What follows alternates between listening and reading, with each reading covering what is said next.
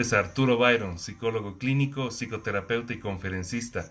Bienvenidas y bienvenidas una vez más, un domingo más, al consultorio de psicoterapia y desarrollo personal desde acá, desde La Paz, Bolivia. En esta semana quiero agradecer nuevamente a 15 nuevos miembros que se han sumado a nuestro grupo de desarrollo personal y mandar saludos a Washington DC, a la familia López, a Luis Adrián, a Renato y a Lucy.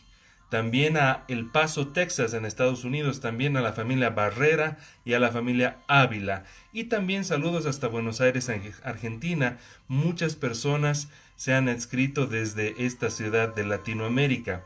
También quiero agradecerles a ustedes, amigas y amigos de Bolivia, que en el 15º podcast de la semana pasada, que titulaba Cuando algo se quiebra entre nosotros, en el primer día hemos llegado a las 475 reproducciones. Agradecerles mucho, mucho por su preferencia. Como les digo, este es un grupo de desarrollo personal donde pretendo dar videoconferencias sobre temas latentes en salud mental y espero que pueda ser de gran provecho para todas ustedes y todos ustedes. Quiero agradecer también a la productora Sleeping Forest, que el martes pasado me hizo una entrevista como influencer. Me sorprende el título, muchas gracias. Me hicieron una entrevista personal sobre cómo es esta vida de psicólogo y de actor. Muchas gracias por elegirme como un personaje que pueda decir algo a esta sociedad. Agradecer a Alexandra Camargo, quien ha organizado esta entrevista.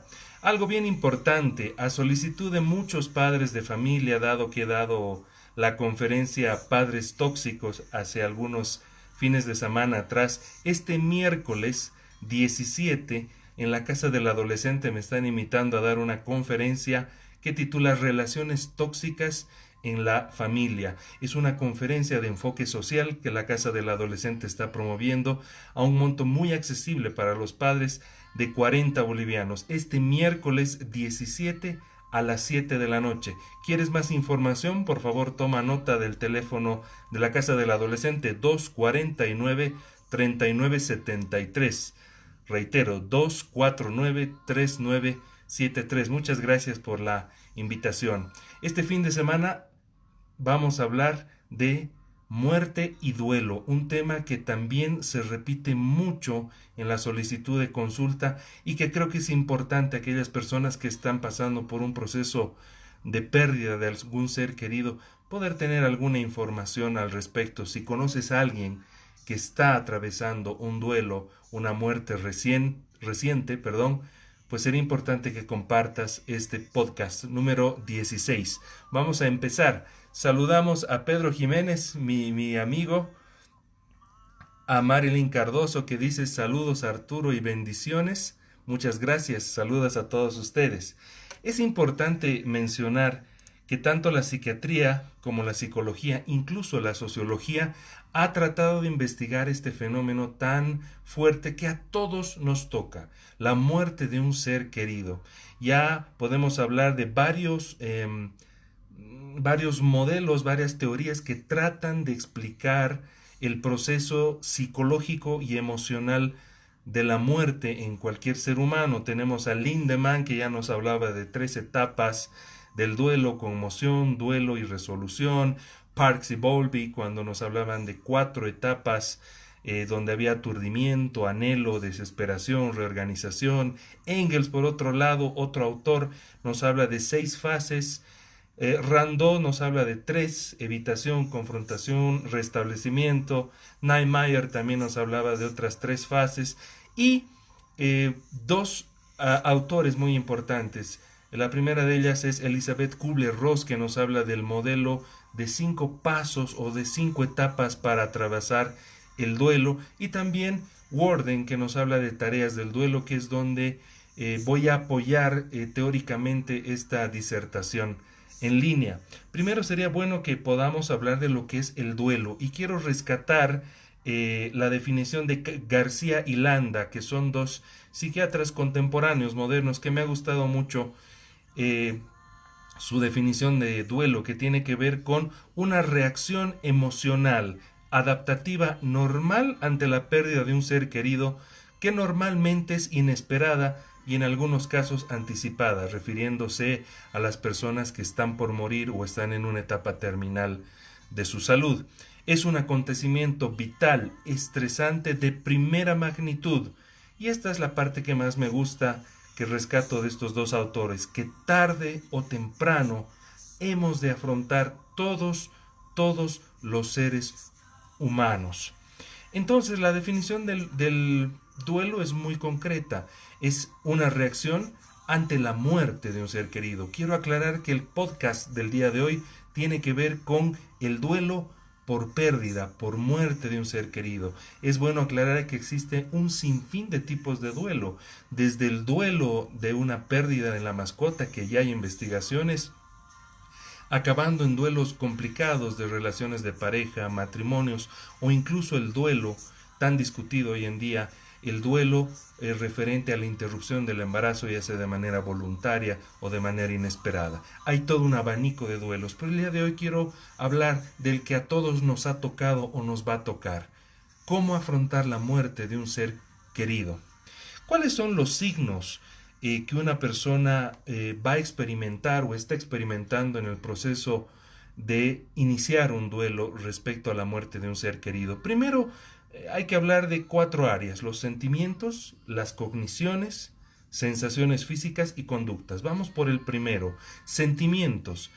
Pues es obvio, hay un sentimiento de tristeza, angustia, apatía, muchas veces una mezcla entre tristeza, enfado e ira, mucho sentimiento de culpa y además conciencia de un estado de soledad y abandono ante la pérdida del ser querido. También hay sensaciones de impotencia. Otras personas también tienen una especie de insensibilidad, vale decir, se bloquean en el momento en el cual reciben o están atravesando la noticia de la muerte de un ser querido. Hay un sentimiento también de extrañeza consigo mismo y con el mundo habitual. Es interesante darnos cuenta que cuando muere un ser querido realmente nos sentimos muy extraños. No es algo que nos pasa día por medio todos los días. Este sentimiento de rareza es un sentimiento totalmente normal. Segundo, en las cogniciones. ¿Qué pasa en la forma de pensar de la persona que está atravesando o empezando un duelo o atravesando la pérdida de un ser querido? Primero, incredulidad, es decir, no poder creer que vamos a ver nunca más a este ser humano. Por otro lado, confusión mental, preocupación, rumiación del pensamiento, vale decir, cuando pierdes un ser querido es muy normal que mañana, tarde y noche estés rememorando todo lo que la persona muerta te ha dicho, ha hecho o has sido testigo de los últimos recuerdos que tienes de este ser humano. Imágenes recurrentes, a veces ocurre que los pacientes mencionan que la imagen más recurrente es cuando se enteran de la noticia, qué estaban haciendo, qué estaban diciendo, o cuando estaban acompañando justamente a la persona que ya estaba por morir.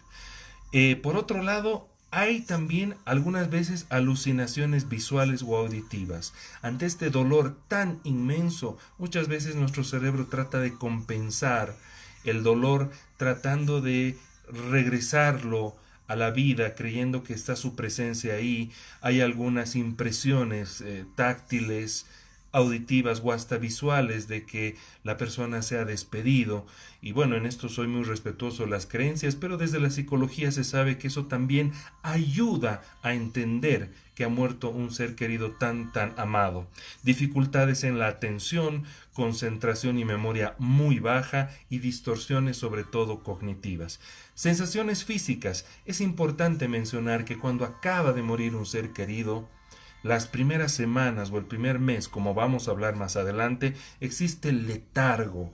Todas estas personas que mencionan haber perdido un ser querido es como estar en un sueño adormecido, ni despierto ni dormido. Los días pasan en piloto automático como si uno estuviera en un sueño. Y eso es totalmente normal y funcional. Por otro lado, existe vacío en el estómago, boca seca, opresión en el tórax o garganta, muy aparte de la sensación de querer llorar, falta de aire, palpitaciones.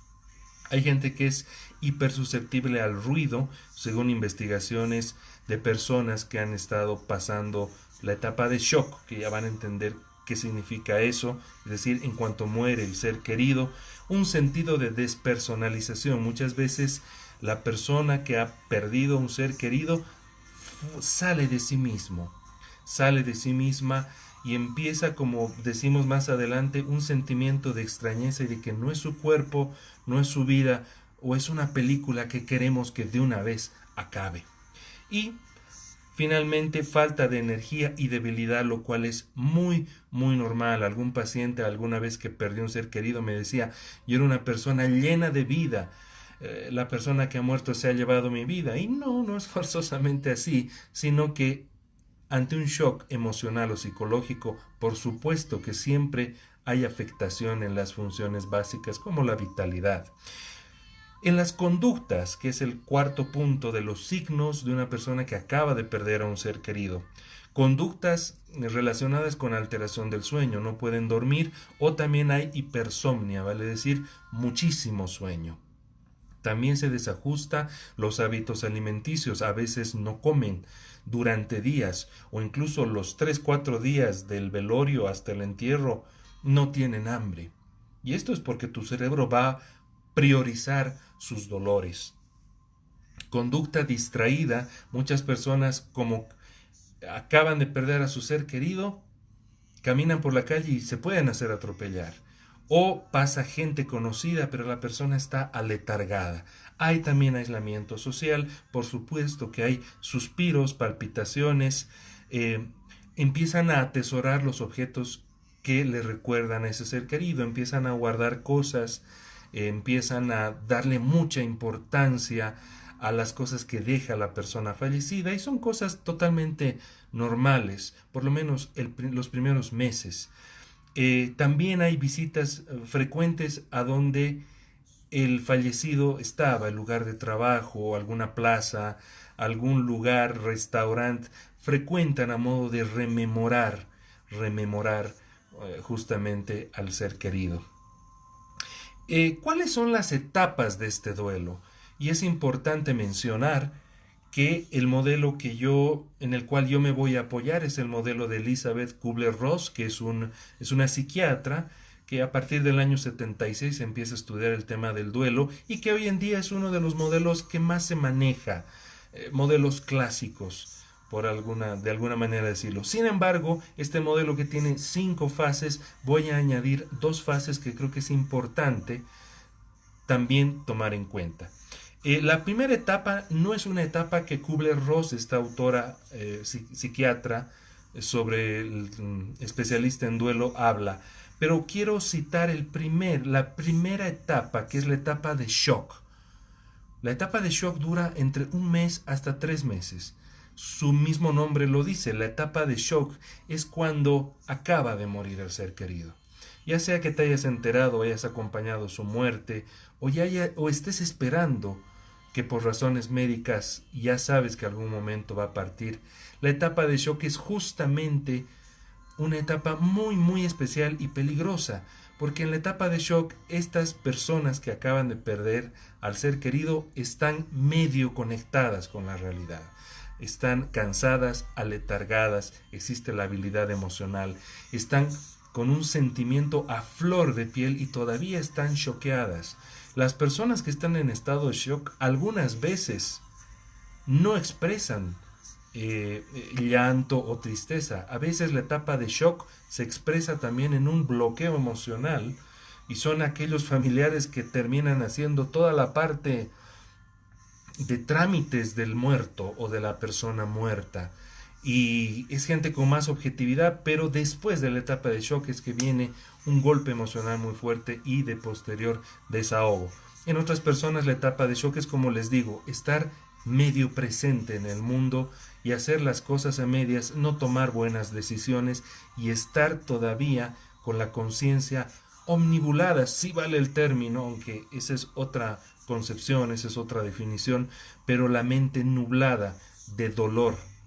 Esa es la primera etapa, que a veces dura entre 1 mes hasta 3 meses. Cuando la persona sale de la etapa de shock, ¿sí?, que bueno, efectivamente la etapa de shock ya la menciona Parks and Bowlby, ¿no? En la etapa de aturdimiento. Pero entrando ya en las etapas que menciona Kubler-Ross, es la primera etapa, la de negación. Y aquí se divide en dos cosas: la persona que sabe que su familiar va a morir, o la persona que ya de pronto supo que su ser querido murió. Hay una negación, hay una renuencia a aceptar que ese ser humano ya no me va a abrazar, ya no me va, ya me voy a olvidar de su voz. Con el tiempo voy a olvidarme hasta de su olor. Entonces existe una respuesta psicológica y emocional de mm, ante esta noticia devastadora, negar la realidad, etapa de negación. Después viene una etapa de ira.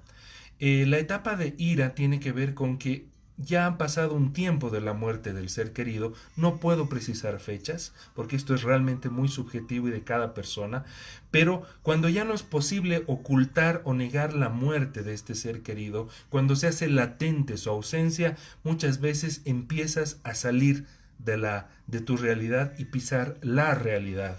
Y ahí es donde te das cuenta que existe un sentimiento de pérdida muy fuerte, y ahí la etapa de ira muchas veces se plasma en ciertos comportamientos. Por ejemplo, culpar al hospital o culpar al último médico que lo atendió, culpar a algún familiar de haber contribuido a su muerte, culparnos a nosotros mismos, o en otros casos enojarnos con la vida, enojarnos con las circunstancias o enojarnos con Dios, molestarse y decir: ¿por qué me has quitado este ser que tanto quiero?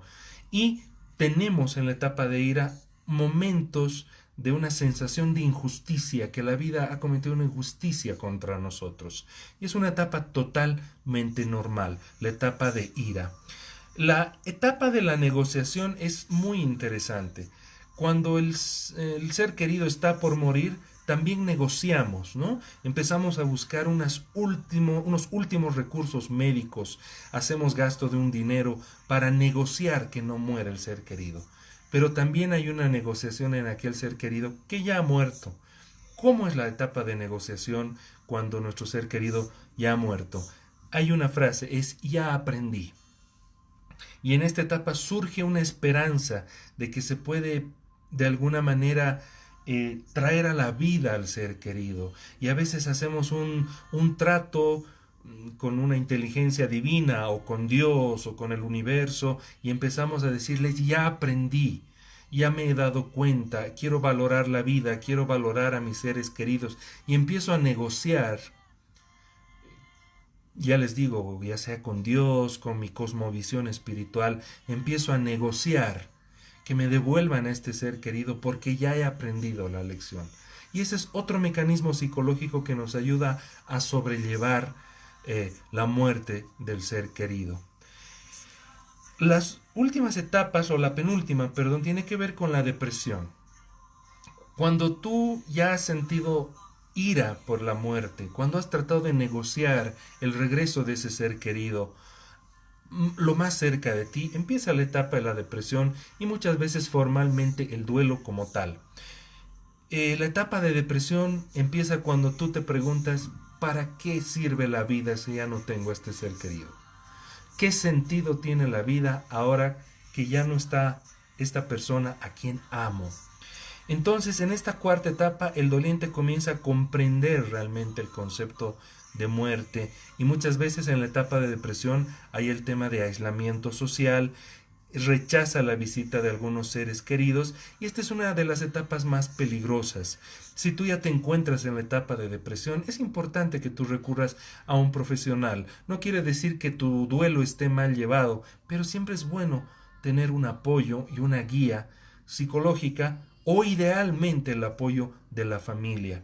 A veces en la etapa de depresión nos aislamos creyendo que vamos a proteger a la familia, cuando en realidad podemos estar asegurando a otra persona, pero muerta en vida, y no quisiera que seas tú. Por otro lado, la etapa de la aceptación, que es la última etapa en el modelo de Kubler-Ross, aclaro, es cuando después de un tiempo, después de unos años, después de unos meses, sentimos que la vida no se ha acabado y que debe continuar. Hay como una conformidad, una comunión con la decisión de la vida o de Dios para con el ser querido, y empezamos a aceptar que este ser querido no va a volver y que solamente se va a quedar en nuestro recuerdo. Hacemos las paces con la pérdida, como dice este modelo, permitiéndonos una oportunidad de vivir pese a la ausencia de este ser tan amado. Pero también hay una etapa más, y es una etapa que quiero agregar, que es una etapa que la menciona William Worden, que es otro teórico muy sólido en el tema de duelo, que él habla de las 4 tareas del duelo. Pero en esta última etapa, después de la aceptación, vale la pena hablar de que hay que reubicar al ser querido. Cuando yo he estudiado estos temas de duelo, y por azares de la vida he atendido muchos duelos, ni siquiera por una motivación personal, yo digo, bueno, Dios quiso así que sea, aceptar la muerte no es lo más importante es reubicar al ser querido. Y esto yo lo he entendido cuando he perdido a un ser querido muy cercano, que era mi papá. Entonces, ¿qué significa reubicar a la persona fallecida? Es reubicar a tu ser querido ya no en el dolor, sino reubicar a tu ser querido en el amor.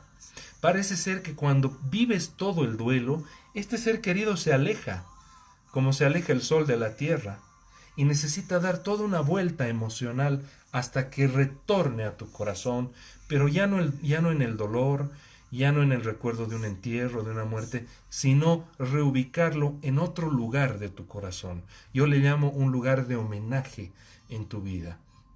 Y a veces puedes derramar algunas lágrimas más, pero ya no son lágrimas de desgarro, son lágrimas de homenaje, de saber que tu ser querido ya no está ahí lejos en el duelo, está acá dentro tuyo. Y bueno, ahora regresa dentro de ti, y como dice William Worden, lo colocas en un lugar más digno en tu corazón. ¿En qué etapa te encuentras si es que estás atravesando un duelo? Reconoce cuál etapa estás, y pues dale play a este podcast y ve cuáles serían las sugerencias. ¿Qué es lo que debemos hacer cuando muere un ser querido? Y aquí es muy sencillo. Hay que dejar que el dolor salga. Muchas veces cometemos el error y tenemos la distorsión mental y decimos dentro de nosotros, yo debo ser fuerte para mi familia porque yo tengo que ser el apoyo, la mesa, la pared para mi familia. Entonces empezamos a reprimir ese dolor. ¿Qué es lo primero que tenemos que hacer? Ser consecuentes con nuestro dolor. Un duelo duele. No serías normal si no te doldría, la muerte de un ser querido. Debes llorarlo. Y si debes desesperarte, habrá momentos de desesperación. Tienes que hacer el transcurso emocional de la pérdida. No trates de saltar, evadir o sobredimensionar también tus emociones. Hay emociones que responden a tus emociones, perdón que lo reitere así, pero hay emociones que no las puedes procesar a través de la cabeza. Es mejor que salgan directamente, como diría uno de mis entrenadores en terapia, de las vísceras. Debes permitir que tu proceso de duelo sea congruente.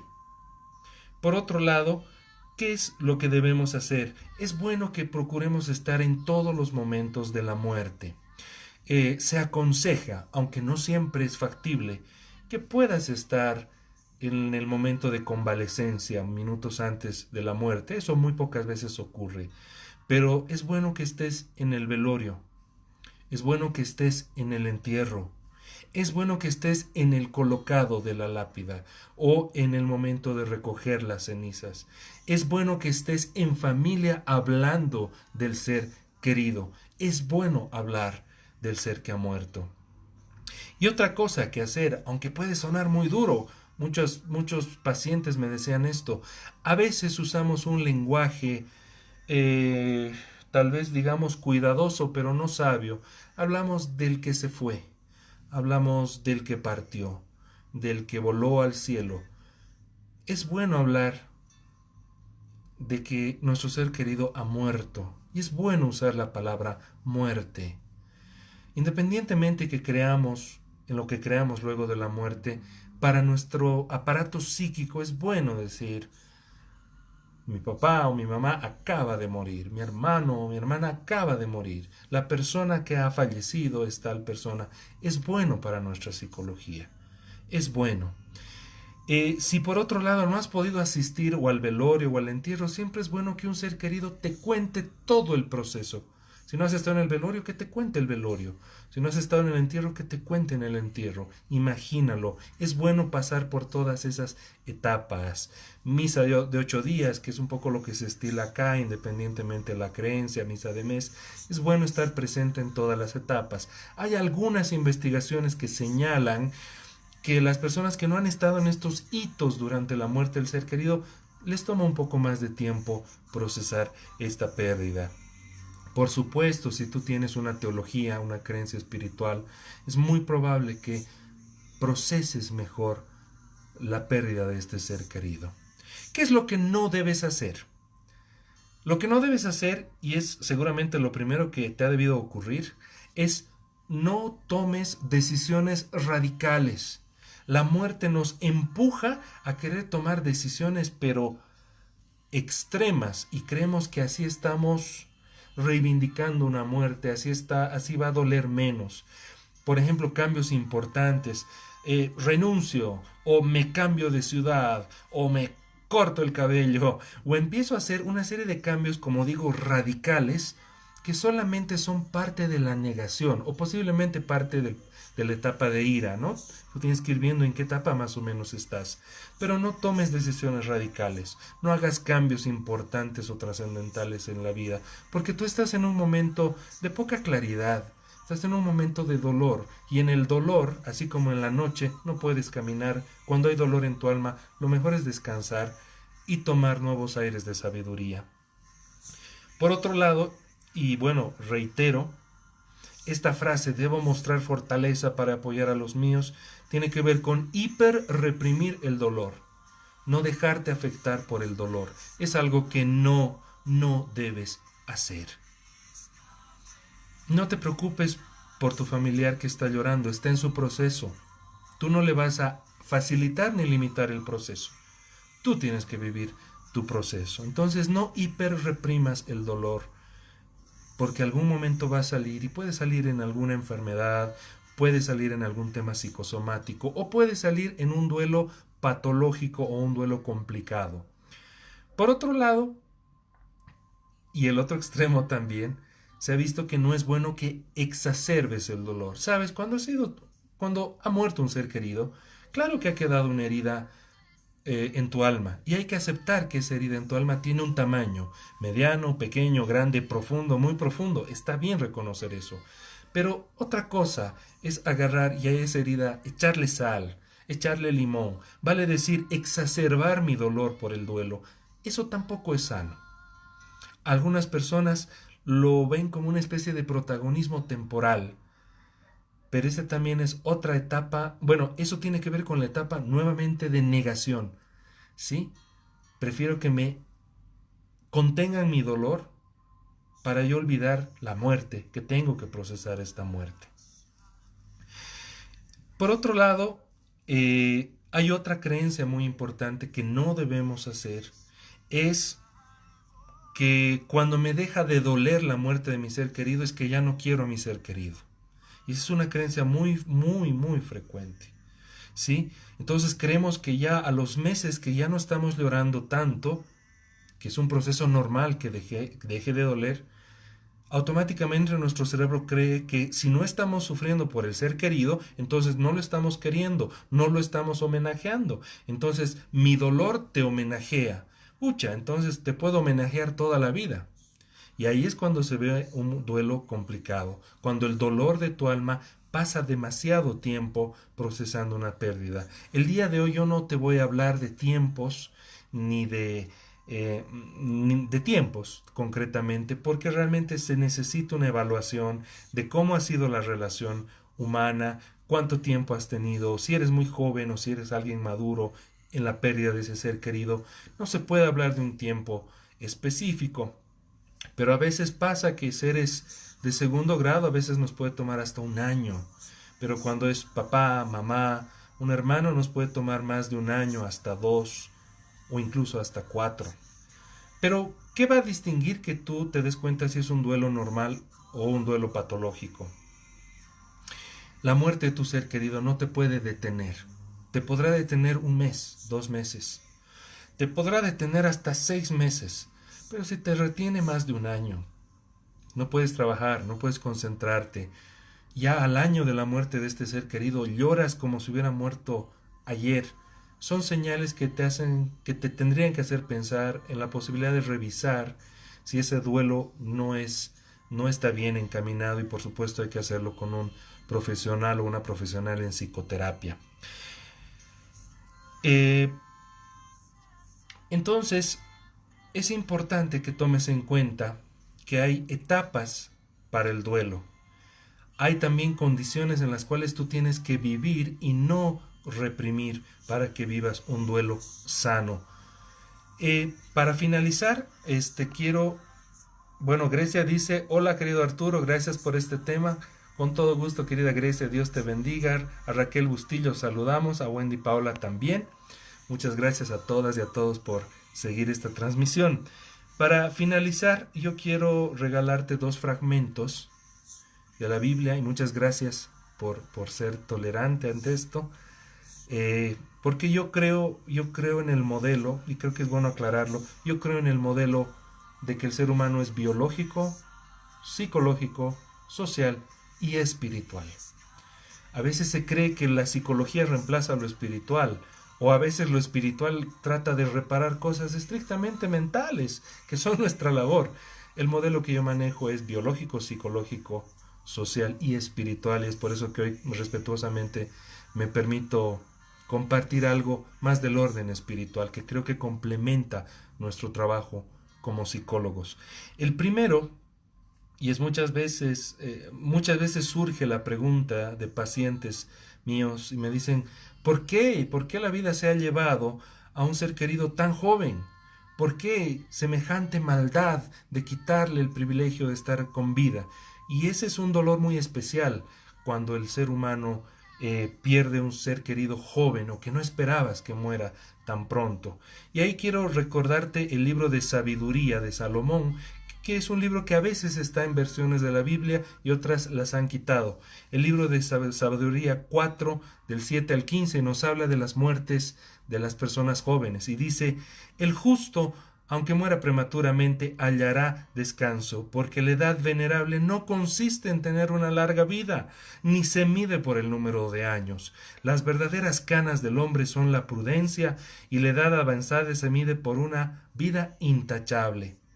Este hombre cumplió la voluntad de Dios, y Dios lo amó. Vivía entre pecadores, y Dios se lo llevó. Se lo llevó para que la malicia no pervirtiera más su corazón, para que no se dejara seducir por el engaño, pues la fascinación del mal oscurece el bien, y el vértigo de las pasiones pervierte las almas inocentes. Llegó a la perfección en poco tiempo, dice sobre la persona joven, y con eso alcanzó la plenitud de una larga vida en la eternidad. Su vida fue agradable a Dios, por eso Dios apresuró en sacarlo entre la maldad de este mundo. La gente ve, pero no comprende ni se da cuenta de que Dios ama a los justos y se compadece de sus elegidos, y por eso se los lleva pronto. Creo que es una reflexión muy linda, porque aquí hemos venido a cumplir un propósito, una misión. Y cuando hemos cumplido ese propósito y esa misión, hemos pasado el curso. Hemos pasado este curso llamado humanidad, carnalidad, terrenalidad. Porque te recuerdo, somos espíritus en una experiencia carnal.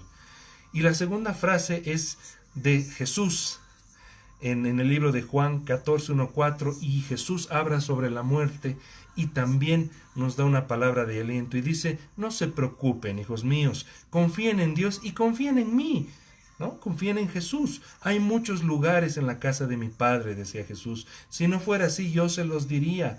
Voy a prepararles un lugar en ese lugar, dice. Y si voy y preparo un lugar para ustedes, yo voy a regresar y los voy a llevar conmigo para que estén donde yo estoy. Ustedes saben el camino para ir donde yo voy y ustedes ya saben cuál es el camino. Al final de la vida sí hay luz. Hasta la ciencia ha comprobado que las personas que experimentan vivencias cercanas a la muerte experimentan cosas sobrenaturales, ni siquiera procesos mentales, procesos sobrenaturales que nos hablan de algo más allá de la vida terrenal. Para finalizar, yo te quiero decir el día de hoy que morir es parte de vivir. No te lamentes por la persona que partió. Más bien, amigo, amiga, pregúntate cuánto disfruté de ese ser querido que Dios me regaló un instante. Y también quiero que te preguntes cuánto estoy disfrutando y aprovechando de los que me quedan con vida. Como persona y como terapeuta, los duelos que mejor se llevan son aquellos cuando tienes conformidad porque has dicho, he aprovechado al máximo a este ser humano que Dios me lo ha mandado como familia o como amigo. Aprovecha tus relaciones humanas y familiares al máximo, saboréalas y vívalas al máximo, para que el día que partan tu alma tenga mucha más conformidad, porque la muerte es parte de la vida. Espero que te haya gustado el podcast del día de hoy, número 16, Muerte y Duelo, que esta semana sea muy, muy bendecida y nos vemos el siguiente domingo a las 7 de la noche en Bolivia, 3 de la tarde en Los Ángeles, California. ¡Chao!